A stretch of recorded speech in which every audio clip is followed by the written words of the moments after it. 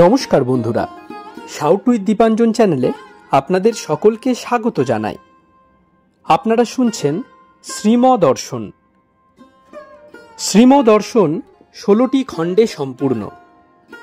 ভগবান শ্রীরামকৃষ্ণদেবের অপার অনুগ্রহে এই গ্রন্থের প্রথম ভাগের প্রথম সংস্করণ 1366 বঙ্গাব্দে ও ইংরেজির 1960 খ্রিস্টাব্দে প্রকাশিত হইয়াছিল। তদবধি ভক্তগণের চাহিদাতেই একের পর এক সংস্করণ প্রকাশ করা সম্ভব হইতেছে। শ্রীমদর্শনের মূল আবেদন, গৃহে বাস করিয়া কি প্রকারে দেবভাবে জীবনযাপন করা যায়, কিভাবে বেদ বর্ণিত উপায়ে সুখ দুঃখ সমভাবে গ্রহণ করিয়া সংসারে শান্তিতে বাস করা সম্ভব হয়। এই পুস্তকে আছে পরমহংসদেবের ও মায়ের কিছু নূতন কথা, আর স্বামীজি প্রমুখ অন্তরঙ্গ সন্তানদের কথা, আর আছে কথামৃতকার দ্বারা কথামৃতর ব্যাখ্যা এবং শ্রীরামকৃষ্ণ জীবনালোকে উপনিষদ, গীতা, ভাগবত, পুরাণ, বাইবেল আদি শাস্ত্রের আলোচনা।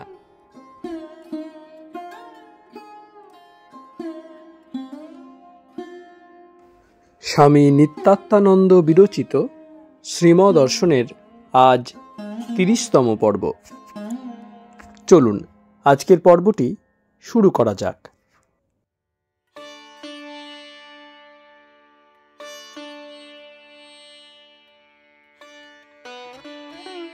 প্রথম অধ্যায়, কলিকাতায় শ্রীম। মর্টন স্কুল, 50 নম্বর আমহার্স্ট স্ট্রিট, দ্বিতলের সিঁড়ির পাশের ঘর।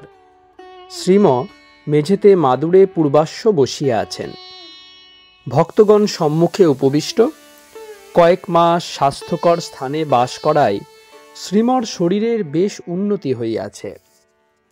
লং ক্লথের পাঞ্জাবি পরিয়া সহাস্য বদনে ডাক্তার বক্সি, উকিল ললিতবাবু, ভাটপাড়ার ললিতবাবু, ছোট জিতেন প্রভৃতির সঙ্গে ঈশ্বরীয় কথা কহিতেছেন।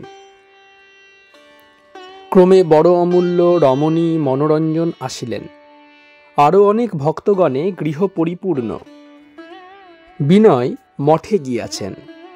আজ প্রাতঃকালে শ্রীম মিহিজাম হইতে 7-8 মাস পরে ফিরিয়া আসিয়াছেন।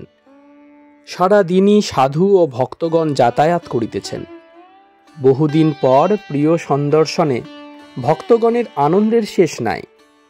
শ্রীমর বাসস্থান যেন আজ ত্রিবেণী ক্ষেত্রে পরিণত হইয়াছে, শ্রীম, সাধু ও ভক্তগণের সম্মিলনে। এখন সন্ধ্যা সমাগতা। শুকলাল, ব্রহ্মচারী রমেশ ও মোহন গৃহে প্রবেশ করিলেন। শুকলালের সঙ্গে কুশল প্রশ্নাদি শেষ হইলে শ্রীম বলিলেন, কই, উনি কোথায়? অন্ধকারে মোহনকে দেখিতে না পাইয়া এই প্রশ্ন করিলেন। মোহন অগ্রসর হইয়া সবিনয়ে উত্তর করিলেন, আগে এই আমি, এইখানে। শ্রীম মোহনের প্রতি ললিতকে দেখাইয়া, এই দেখুন, ইনি ওকালতি করেন, এ পড়াতে দোষ নাই। তবে অর্থের জন্য সত্যকে মিথ্যা করা ভালো নয়। পড়া ভালো, প্র্যাকটিস ভালো নয়। যদি বলো ল মিথ্যা পড়ে লাভ কি, এর উত্তর, না পড়াটা কি সত্য? এও যে মিথ্যা। ব্রহ্ম সত্য, জগৎ মিথ্যা। সে এক অবস্থার কথা, শেষ কথা। যতদিন না ওই অবস্থা লাভ হয় ততদিন এইসব নিয়ে থাকা। তম আছে, পড়া টড়া নিয়ে থাকা সহায়ক। ঈশ্বর লাভ হলে এসবের দরকার হয় না। তা যতদিন না হচ্ছে ততদিন এসব নিয়ে থাকা ভালো। শ্রীম সহাস্যে, হরি মহারাজের নিকট একজন এসেছে সন্ন্যাস নিতে। জিজ্ঞাসায় জানতে পারলেন এর স্ত্রী, পুত্র, কন্যা সব রয়েছে। হরি মহারাজ বললেন, এদের কষ্টে ফেলে কেন আসতে চাচ্ছ? লোকটি উত্তর করলে, মশাই, ওসব স্ত্রী পুত্র মিছে। আরও অনেক বড় বড় সব কথা বলতে লাগলো।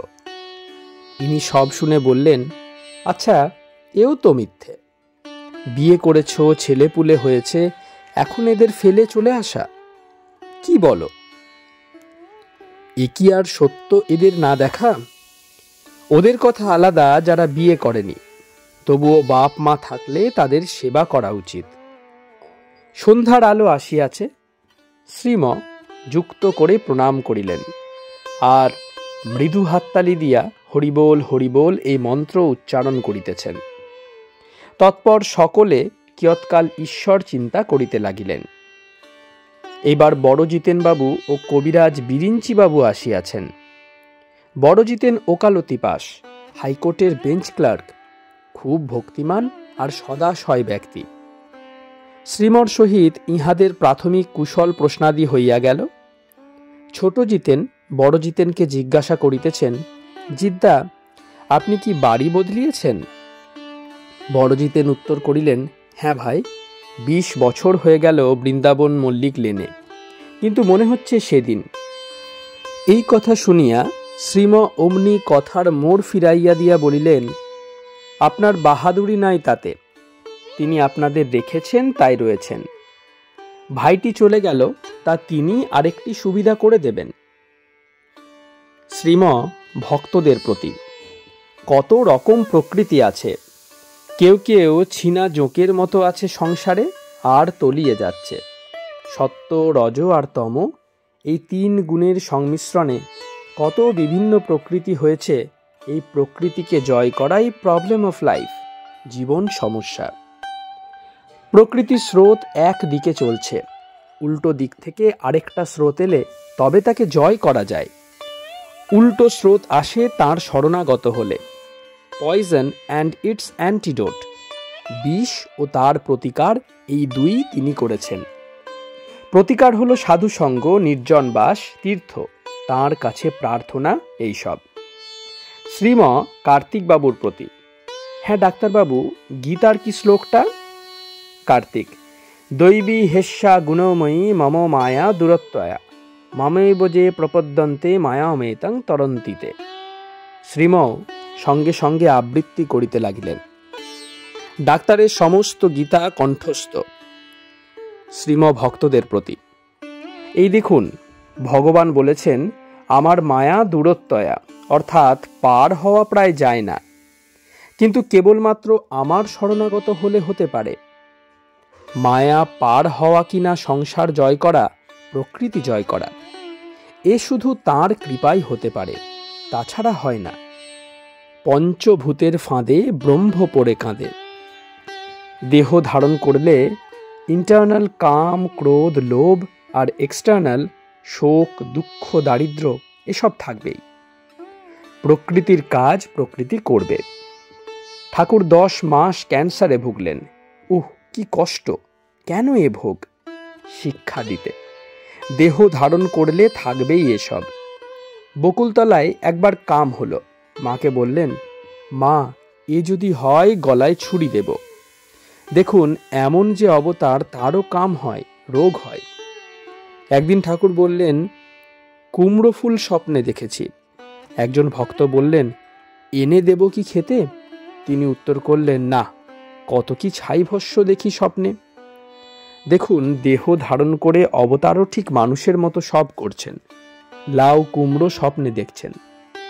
একেই বলে পঞ্চভূতের ফাঁদে ব্রহ্ম পড়ে কাঁদে। কিন্তু তবুও ভগবানকে চাই। প্রকৃতিও তিনি করেছেন, আবার প্রকৃতিকে জয়ও তিনিই করান। সত্য, রজ, তম, এই 3 গুণ প্রকৃতির উপাদান। এদের কর্ম জীবকে সংসারে বদ্ধ করা। এদের হাত থেকে মুক্তি লাভের উপায়ও তিনি বলে দিয়েছেন। বলেছেন, হে জীব, আমার শরণাগত হও, তাহলেই কেবল এই দূর অতিক্রমণীয় মায়ার হাত থেকে নিষ্কৃতি লাভ করতে পারবে। আর পথ নাই, এই এক পথ, শরণাগতি। তপস্যার মানে কি? প্রকৃতি জয়ের চেষ্টার নামই তপস্যা। সাধুসঙ্গ, নির্জন বাস, নির্জনে গোপনে কেঁদে কেঁদে তাকে বলা, এসব করতে করতে তাঁর কৃপা হলে প্রকৃতি জয় হয়। প্রকৃতি জয় মানেই ঈশ্বর দর্শন। শ্রীম কিছুকাল নির্জনবাস ভালো, ঠাকুর তাই করতে বলতেন। এসব শহরের গোলমাল থেকে নির্জনে থাকা ভালো। তিনি বলতেন, ও দেশে, অর্থাৎ কামারপুকুরে, গুড়ের নাগড়ি ছেঁদা করে তার নিচে গামলা বসিয়ে রাখে। 6 মাস পরে কলসির গুড় সব মিছরি হয়ে যায়, রস সব পড়ে যায়। হলোই বা রাত্রে। এই যেমন অনেকের বীর্য ক্ষয় হয়, তা বলে কি স্ত্রী সঙ্গ করতে হবে নাকি? বয়ে গেল। ওরকম বের হয়ে যা থাকবে তা মিছরি হয়ে থাকবে। তাই কিছুদিন এই বিষয়ের মধ্যে থেকে রূপ, রস, গন্ধ, শব্দ, স্পর্শের ভিতর থেকে মনকে তুলে নিয়ে নির্জন বাস করতে হয়। ওর মধ্যে দিন রাত থাকলে তলিয়ে যাবে। সাইটস অ্যান্ড সিনারিতে অর্থাৎ দর্শনাদিতে মনে সব ভোগ বাসনা উদয় হয়। ঠাকুর বলতেন, মাঠে 2টো গর্ত রয়েছে, এর একটার জল শুকিয়ে গেলে অপরটাতে রয়ে গেল। কেন? এর মানে কি? না, যেটাতে জল রয়ে গেল সেটার কাছ দিয়ে হয়তো নদী টদি বয়ে যাচ্ছে, তা থেকে জল ছেঁচিয়ে আসছে। একটার ফিডার আছে নদী টদি, অপরটার তো নাই, তাই জল শুকিয়ে গেছে। এই রকম এসবের ভিতর থাকা বিষয় ফিডার, তাতেই মন ডুবে যায়। বিষয়ের নামই মায়া, তাই নির্জনে থাকতে বলতেন। বিষয় থেকে তফাতে থাকলে ভিতর শুকিয়ে যায়, ময়লা সব পড়ে যায়, মন ক্রিস্টালাইজড অর্থাৎ নির্মল হয়ে যায়। নির্মল মনে তাঁর দর্শন হয়। ঠাকুর বলতেন, সাধু সন্ন্যাসীরা স্ত্রীলোকের চিত্রপট পর্যন্ত দর্শন করবে না, গৃহস্থের বাড়িতে থাকবে না। সাইটস অ্যান্ড সিনারিতে ভোগ বাসনা মনে আসে এই জন্য। যে ঈশ্বরকে চাই এমন সাধু একলা থাকে, কারো সঙ্গে নয়।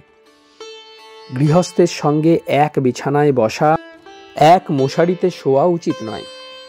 এতে নেমে যায় মন। পশ্চিমের সাধুরা এক আসনে গৃহস্থদের বসতে দেয় না, পাছে এদের সংস্পর্শে মন মলিন হয়ে যায়। তাই এতে তাদের দোষ নাই, উভয়ের কল্যাণের জন্য এ নিয়ম ভালো। প্রবর্তক যারা, তাদের কত বেছে চলতে হয়, সবেতেই নীতি নীতি করে যেতে হয়। প্রথমে ত্যাগ করতে হয়, ভগবান দর্শন হলে তখন ভোগ করতে পারা যায়, কিন্তু আগে সব ত্যাগ। অনেক ছাড়তে হয় প্রবর্তকদের। নচিকেতা কিছুই নিলে না। যম বললেন, রাজ্য নাও, আজ্ঞে না। স্ত্রী পুত্র চিরজীবিকা, তাতেও ওই উত্তর, আজ্ঞে না, কিছুই চায় না। আত্মজ্ঞান শুধু এই মাত্র চায়। শ্রেয় প্রেয় 2টি আছে, শুধু শ্রেয় চাইতে হয়। শ্রেয় মানে ঈশ্বর, প্রেয় বিষয় ভোগ। নচিকেতা তাই শ্রেয় চাইলেন, প্রেয় নয়। ভোগ কে করতে পারে? যার সব ত্যাগ হয়েছে, যার ভগবান দর্শন হয়েছে। এর আগে সব ছাড়তে হয়। যোগ বশিষ্ঠে আছে, কচ বহুকাল ধরে নির্বিকল্প সমাধিতে থেকে নেমে এলেন। তখন জিজ্ঞাসা করা হলো, কি দেখছেন? সবেতেই তিনি রয়েছেন ওতপ্রোতভাবে। এই উত্তর করলেন, সবই তিনি। ঠাকুরও বলতেন, এই অবস্থার পর ভোগ করলে দোষ নাই, তখন ভোগ ভোগ হয় না। পঞ্চবটিতে একটা কুকুর গেল ঠাকুরের কাছে। অমনি ভাবলেন, মা ওর মুখ দিয়ে কিছু বলাবেন বুঝি। সবেতেই মা। অনেক কষ্টে ছাদে উঠলে সিঁড়ির নিচের খবরও তখন বলা যায়। প্রথম কষ্ট করতে হয়, সমাধির পর তিনি সব, এ জ্ঞান হয়। শ্রীম ভক্তদের প্রতি হেগেলিয়ান ফিলোসফির মতো তিনি সব হয়ে রয়েছেন। ইহা অবশ্য ধার করা আমাদের বেদ বেদান্তের ট্রান্সলেশন থেকে। তার আবার প্রচারক আছে আমেরিকায়। ওরা এর মানে করে, ঈশ্বরই যখন সব হয়ে রয়েছেন, তখন খুব ভোগ করো এ সংসার, যত পারো। সকলের হাস্য। ওরা তো জানে না এ কথা কেমন করে এলো। ওদের কাছে ধার করা কথা এইসব। প্রথম কত ত্যাগ করতে হয়েছে, তবে তো এদেশের ঋষিগণ ভগবান লাভ করে এ কথা বলেছেন। একমাত্র ত্যাগের দ্বারাই অমৃত স্বরূপ যে ঈশ্বর, তাকে লাভ করা যায়। সম্পূর্ণরূপে ত্যাগ না হলে তাকে পাওয়া যায় না। সাধুদের, প্রবর্তকদের সব ত্যাগ করতে হয়, সর্বস্ব ত্যাগ, আর তাতে শরণাগতি। ঠাকুর বলতেন, 3 রকম মানুষ আছে এ সংসারে। একরকম আছে, তারা অন্য কিছু চায় না, শুধু ঈশ্বরকে চায়, শুধু যোগ। এরাই ফার্স্ট ক্লাস, যেমন সুখদেব। আরেক রকম আছে, তারা যোগ ভোগ দুই চায়, এটিও ভালো। কত বড় বড় ভক্তরা রয়েছেন এই ক্লাসে, যেমন পাণ্ডবগণ। আরেক দল শুধু ভোগ চায়, এরা ঈশ্বরকে চায় না। এ দলের লোকই বেশি। ওদিকে অর্থাৎ নিহিজামে কয় মাস থেকে দেখে এলাম জানোয়ারগুলোর ভেতর শুধু এই ভোগ ভাব রয়েছে। গরু, মোষ, কুকুর, বিড়াল এরা শুধু আহার নিয়ে ব্যস্ত দিন রাত। আহার, বিশ্রাম আর সন্তান উৎপাদনের চেষ্টা, এই এদের কাজ। এ ক্লাসের মানুষে আর পশুতে প্রায় তফাৎ নেই। মানুষ শরীরে ঈশ্বর চিন্তা করতে পারে ইচ্ছে করলে, এটুকু মাত্র তফাৎ। একটা কেনেস্তারার নিচে একটা ব্যাঙ রয়েছে। যেই টিনটা উঠিয়েছি অমনি তার দুটো বাচ্চার একটা চলে গেল। অপরটাকে পাছে মারি, তাই মাটা লাফ দিয়ে গিয়ে ওটার উপর পড়ে রইল হস্ত প্রসারণ করিয়া। এতে তাঁরই হাত দেখলাম, তিনি হাত বাড়িয়ে একে রক্ষা করেছেন। একদিন একটা ছাগলের বাচ্চা কোলে তুলে নিলুম। মাটা ডাকতে ডাকতে কাছে এসে দাঁড়ালো। অন্য সময় শব্দ করলে দূরে সরে যায়, আজ কাছে দাঁড়িয়ে রইল, নড়ছে না, ভয় নাই আজ। এসব অমূল্য জিনিস দেখে এলাম এবার। ওসব স্থানে না গেলে এসব বোঝা যায় না। এই যে বেদাদি শাস্ত্র, এসব কি এখানকার মতো স্থানে বসে লেখা হয়েছে? ওখানকার মতো নির্জন মাঠে বনে বসে লিখেছেন। ওই যে ঔষধি বনস্পতি, এসব কথা আছে শাস্ত্রে। শহরে এ হয় না, সবেতেই তাঁর হাত। এবার এই দেখে এলাম, যারা ভগবানের জন্য ব্যাকুল তারা নির্জনে ওইসব স্থানে থাকে। তাদের থাকই আলাদা। যেমন মৌমাছি শুধু ফুলেতেই বসে, অন্য মাছি পচা, ঘা, বিষ্ঠা দিতেও বসে। যারা শুধু তাকে চায় তারা মৌমাছি। ঠাকুর বলতেন, বিষ্ঠাতেও ছোলা পড়লে সেই ছোলাতে ছোলা গাছই হয়, আর সেই ছোলা ঠাকুর পূজায় লাগে। এর মানে হলো, যার যেমন প্রকৃতি তেমনই কাজ করবে। জন্ম যেখানেই হোক না কেন ঈশ্বর ভক্ত দেব সেবায় লাগবে। ঈশ্বর দর্শনে কুল শিলের অপেক্ষা থাকে না, ধনী দরিদ্র ভেদ নাই, রাজা প্রজা পণ্ডিত মূর্খ ব্রাহ্মণ চণ্ডাল ভেদ নাই, উচ্চ নীচ নাই সেখানে। ঠাকুর বলতেন, চাঁদ যেমন সকল শিশুর মামা, তেমনি ঈশ্বর সকলের প্রতি আপনার, যে চায় সেই পায়। কলিকাতা, 10ই মে 1923 খ্রিস্টাব্দ, 27শে বৈশাখ 1330 সাল, বৃহস্পতিবার, কৃষ্ণা দশমী।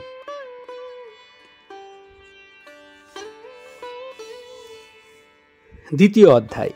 অবতার আসেন ভক্তদের কর্ম কমাতে। 1। সন্ধ্যা প্রায় 7টা। শ্রীম মর্টন স্কুলের দ্বিতলের বারান্দায় দাঁড়াইয়া আছেন। বিনয়ের সঙ্গে কথা কহিতেছেন। পরনে মিলের দুভাঁজ ধুতি, মুক্ত কচ্ছপ, গায়ে লং ক্লথের পাঞ্জাবি। পাশেই বসিবার ঘর, ভক্তগণ বসিয়া আছেন। ছোট জিতেন, ডাক্তার, ললিত উকিল, ছোট নলিনী, শান্তি ও যোগেন। শুক্লাল, রমণী, বীরেন অ্যাটর্নি, জগবন্ধু ও মনোরঞ্জন এক সঙ্গে গৃহে প্রবেশ করিলেন। নবাগত বহু ভক্তে গৃহপূর্ণ। শ্রীম অল্পক্ষণ পর গৃহে প্রবেশ করিলেন। পূর্বাশ্ব হইয়া পশ্চিম দেওয়ালের গায়ে মাদুরে উপবিষ্ট হইলেন। সম্মুখে মেঝেতে ভক্তগণ বসিয়া আছেন, আর পূর্ব দেয়ালে শ্রী শ্রী রামকৃষ্ণদেবের একটি প্রতিমূর্তি বিলম্বিত। ঘরে আলো আসিতেই সকলে কিয়ৎকাল ঈশ্বর চিন্তা করিতেছেন। কমল শ্রীমর আদেশে ভজন গাহিতেছেন। কে তুমি এলে হে এবার প্রেমিক উদাসীর ভানে, তোমার যমুনা সরজি কোথা লীলা গঙ্গা পুলিনে। আবার গাহিলেন, ওই যে দেখা যায় আনন্দধাম, অপূর্ব শোভন ভবজলধির পারে জ্যোতির্ময়। শৈলেন গাহিতেছেন, ফিরিয়ে নেমা তোর বেদের ঝুলি, ও মা মজাস্নে আর আমায় কালী। শ্রীম ধ্যানস্থ হইয়া সঙ্গীত শ্রবণ করিতেছিলেন। এক্ষণে ভাব বিভোর চিত্তে ঈশ্বরীয় কথা কহিতেছেন। শ্রীম ভক্তদের প্রতি। ঠাকুর বলেছিলেন, গান কি কম জিনিস গা? নির্জনে গোপনে কেঁদে কেঁদে গান গাইলে ব্যাকুল হয়ে ভগবান দর্শন হয়। রামপ্রসাদের হয়েছিল। কাশীপুর বাগানে শেষ অবস্থায় বলেছিলেন, মা বদলে দিচ্ছেন, এখন তুমি আমি নাই, সবই দেখছি তিনি। একটি সেব্য আরেকটি সেবক, এভাব আর নাই, সবই সেব্য। কর্ম কমে গেছে, এখন লীলা ফুরাবে, তাই এ অবস্থা। পূর্বের নৃত্যগীত, কথায় কথায় তুমি মা আমি ছেলে, এসব আর নাই এখন। সব চুপ, সব শান্ত। কয়দিন পরই দেহ গেল। বড় জিতেন ইতোমধ্যে গৃহে প্রবেশ করিলেন। তিনি শুনিলেন, এখন তুমি আমি নাই, সবই দেখছি তিনি। তাই তিনি প্রশ্ন করিতেছেন প্রতিবন্ধক দূর করিবার ইচ্ছায়। বড় জিতেন শ্রীমর প্রতি, মশাই, আমিটা যাই কি করে? এর জ্বালা যে অস্থির করে তুলছে। এখানেই শোনা যাচ্ছে কাঁচা আমি, পাকা আমি, আবার জীব কোটি, ঈশ্বর কোটি। এগুলি কি বুঝিয়ে দিন একবার। শ্রীম জিতেনের প্রতি, ঠাকুর বলতেন, জীবের আমি যাই না, ঈশ্বর কোটি যেমন অবতারাদি তাদের আমি যাই। জীবের আমি যখন যাবার নয়, তখন থাকশালা দাস আমি হয়ে, এ কথা বলতেন। আবার বলেছিলেন, জীব যেন অসত্য গাছ, কেটে ফেলো আজ, কালই আবার ফেকড়ি বেরুবে। অবতারাদি যেন মূল গাছ, শিকড় শুদ্ধ উঠে আসে, আমি থাকে না। আমি মানুষ, আমি বিদ্বান বুদ্ধিমান, আমি অমুকের পুত্র, অমুক জাতি, এ হলো কাঁচা আমি। আমি ঈশ্বরের দাস, ভক্ত, আমি তার সন্তান ইত্যাদি ভাব কিংবা আমি তিনি, এ হলো পাকা আমি। ঠাকুর বলতেন, ভক্তের আমি, দাস আমি ভালো, বজ্জাত আমিটাই যত খারাপ। যে আমি দিনরাত বলে আমি অমুক আমি তমুক, জীবের যখন আমি যাবার নয়, তখন আর কি করা? তার সঙ্গে যোগ করে রাখা। আমি তার দাস, আমি তার সন্তান। শ্রীম ভক্তদের প্রতি, সব তিনি করেছেন। মানুষের এই যে ভিন্ন ভিন্ন প্রকৃতি, তাও তিনিই করেছেন। আগেকার জাতি বিভাগ এই প্রকৃতির উপর প্রতিষ্ঠিত ছিল। তাই শ্রীকৃষ্ণ অর্জুনকে বলেছিলেন, করব না বললেই হলো? তুমি ক্ষত্রিয়, তোমার প্রকৃতিতে যুদ্ধ রয়েছে, তোমাকে তো করতেই হবে। তবে নিষ্কাম হয়ে করো, ফলের আকাঙ্ক্ষা না করে। অনাসক্ত হয়ে সমস্ত ফল আমাতে সমর্পণ করে করো। তৎকুরুষ্ব মদর্পণম, এই পথ দেখিয়েছিলেন। ক্ষণকাল মৌন অবলম্বনের পর, প্রকৃতির গতি বড়ই প্রবল, এ শক্তিও তার দেওয়া। তারই মায়া শক্তি জীবকে নানাভাবে নিযুক্ত করেছে। ওখানে অর্থাৎ মিহিজামে দেখে এলাম, পশু পক্ষী গরু মোষ বিড়াল কুকুর সবই প্রকৃতির শক্তিতে চালিত হচ্ছে।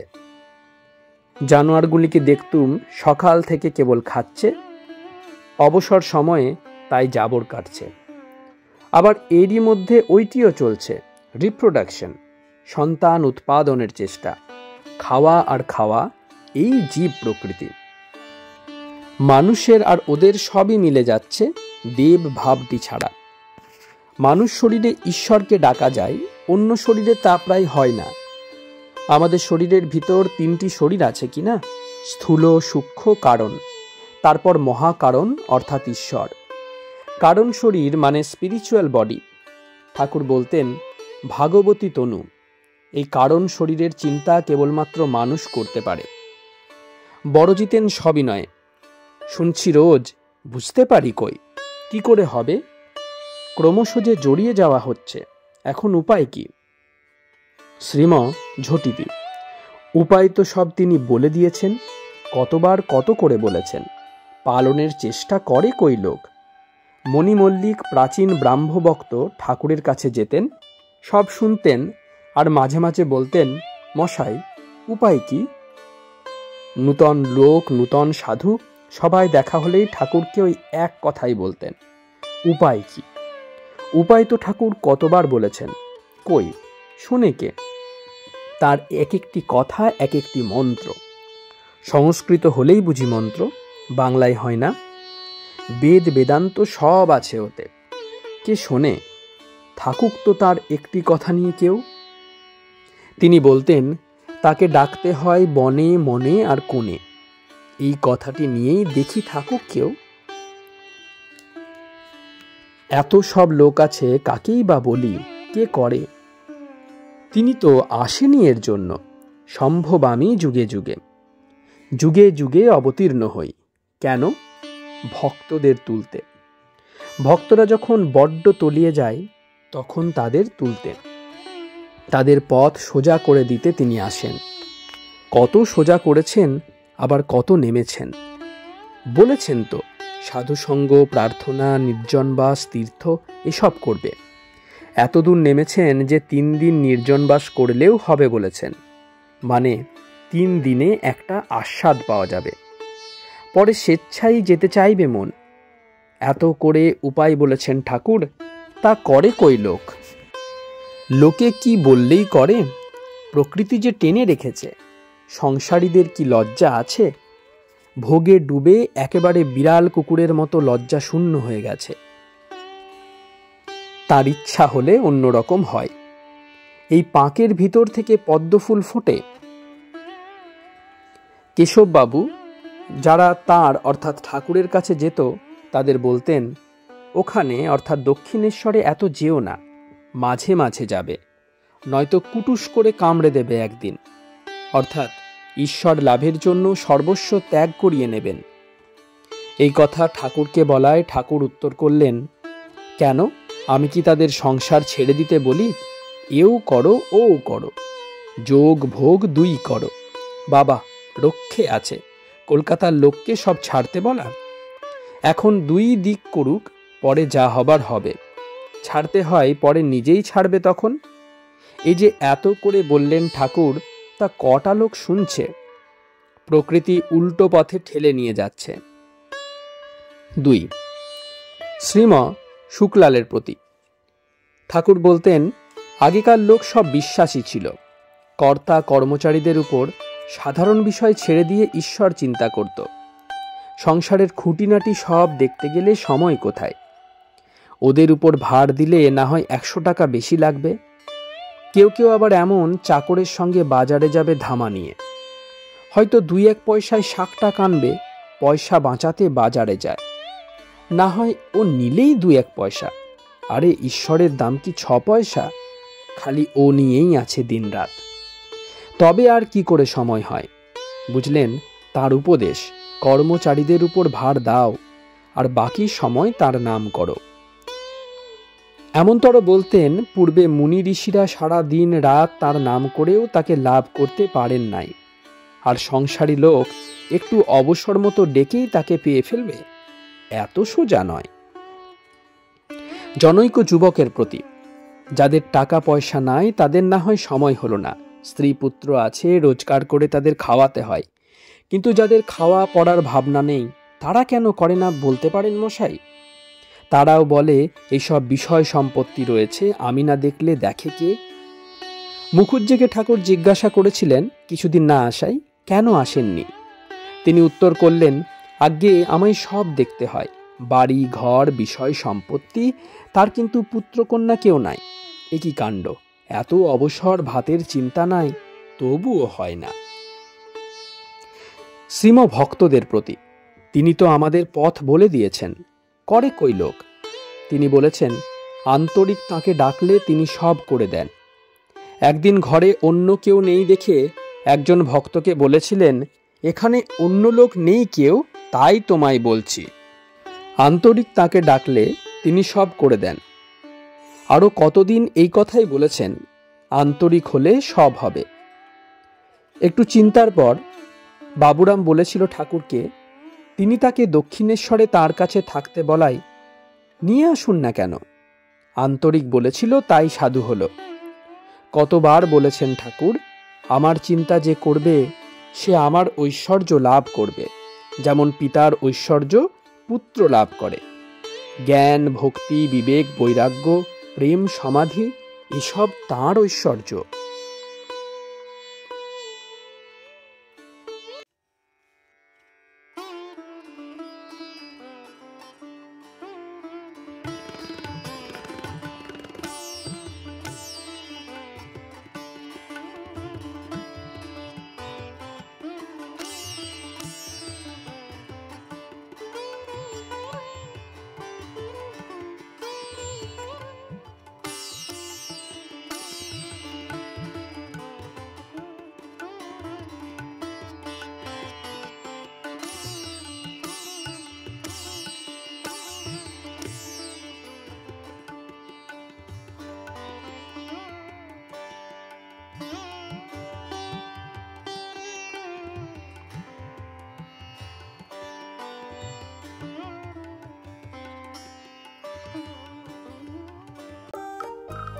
আপনারা শুনছিলেন স্বামী নিত্যাত্মানন্দ বিরচিত শ্রীমদর্শন।